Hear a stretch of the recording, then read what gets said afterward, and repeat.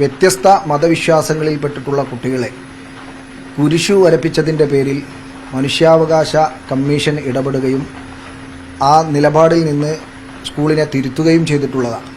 Palluruthy Rita's സ്കൂളിൽ ശിരോവസ്ത്രം ധരിച്ചതിൻ്റെ പേരിൽ വിദ്യാർത്ഥിനിക്ക് പഠനം നിഷേധിച്ച സാഹചര്യം അത്യധികം അപലപനീയവും പ്രതിഷേധാർഹവുമാണ്.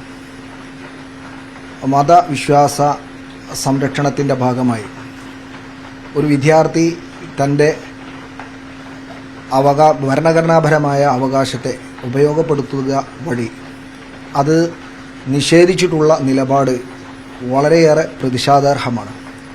ഇതേ സ്കൂളിൽ 2008 വ്യത്യസ്ത മതവിശ്വാസങ്ങളിൽപ്പെട്ടിട്ടുള്ള കുട്ടികളെ കുരിശു വരപ്പിച്ചതിൻ്റെ പേരിൽ മനുഷ്യാവകാശ കമ്മീഷൻ ഇടപെടുകയും ആ നിലപാടിൽ നിന്ന് സ്കൂളിനെ തിരുത്തുകയും ചെയ്തിട്ടുള്ളതാണ്.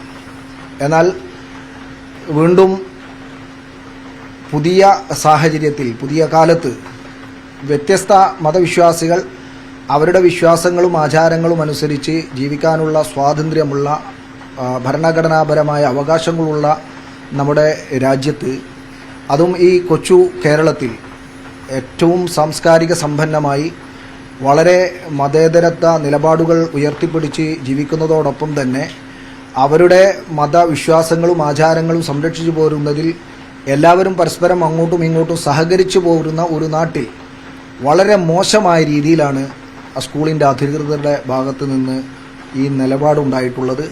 അത് തിരുത്തുക മാത്രമല്ല, ആ വിഷയത്തിൽ സർക്കാർ എടുത്തിട്ടുള്ള നിലപാട് ഏറെ ശ്ലാഘനീയവും പ്രതീക്ഷ നൽകുന്നതുമാണ്.